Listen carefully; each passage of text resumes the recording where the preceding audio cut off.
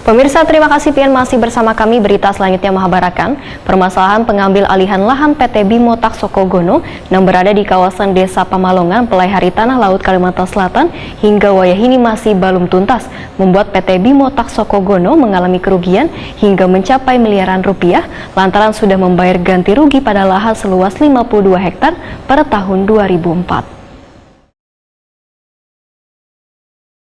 Permasalahan pengambil alihan lahan PT Bimo Taksokogono yang berada di kawasan Desa Pamalongan, kawasan Pelaihari Tanah Laut, Kalimantan Selatan hingga wayahini masih belum tuntas, membuat PT Bimo Taksokogono mengalami kerugian yang kada sedikit hingga mencapai miliaran rupiah lantaran sudah membayar ganti rugi pada lahan seluas 52 hektar pada tahun 2004 yang ditandatangani di atas materai oleh Badan Permusyawaratan Desa, Wan Kepala Desa serta warga Desa Pamalongan, serta membuat jalan yang dulunya setapak menjadi jalan tambang sepanjang 5 pal. Dugaan adanya aksi mafia tambang yang melibatkan aparat penegak hukum untuk mengintimidasi investor melepas kepemilikan tambang ini akhirnya disuarakan Sinar Bintang Aritonang selaku kuasa hukum PT Bimo Taksokogono Wahid Takuni Prima TV jelang tengah hari Rabu 23 Agustus 2022. Menurut advokat firma Stepi Law Firm and Partner yang beralamat di Cilandak Barat nomor 1A Jakarta Selatan,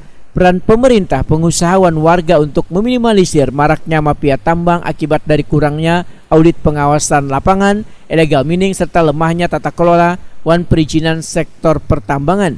Sinar Bintang Aritonang berharap adanya kerjasama Polri, KPK serta Kejagung untuk mengusut tuntas wan memberantas kasus mafia tambang ini. Mafia tambang ini? Ya. Jadi harapan saya itu adalah Pak Presiden memerintahkan Menko Polhukam untuk memimpin sinergi antara Kejagung, Kepala Komisi Kejagung Pak Burhanuddin, Kepala Komisi KPK, Ketua Komisi KPK itu Bapak Jenderal Firly Bahuri,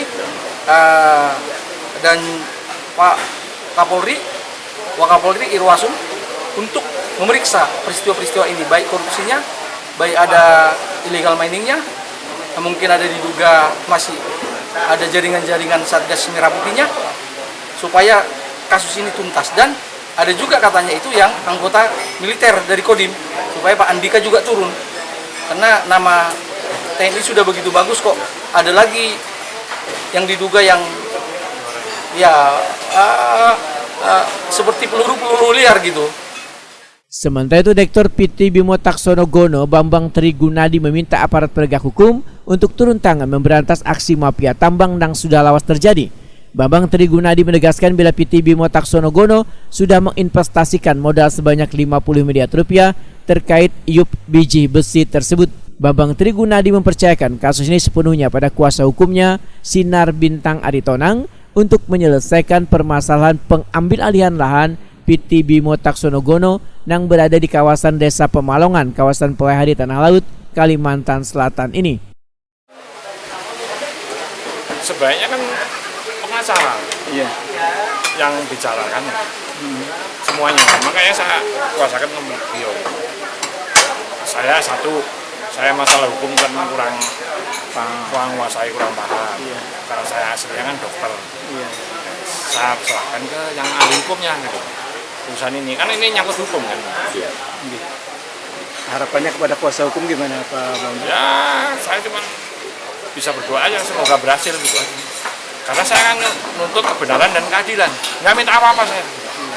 Kasihan juga, saya kan harus bantu masyarakat di Desa Pamalongan, Pak. Sekarang pada nggak kerja, Pak, kasihan Pak.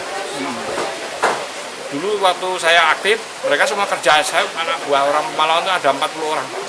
Sekarang 1 orang pun nggak ada. Sebelumnya PT Bimo Taksokogono berupaya mencari jalan keluar terbaik agar masalah aktivitas tambang biji besi di Desa Pamalongan, Kabupaten Tanah Laut yang dihentikan petugas bisa beroperasi kembali. Namun hingga wahini usaha yang ditempuh masih kandas.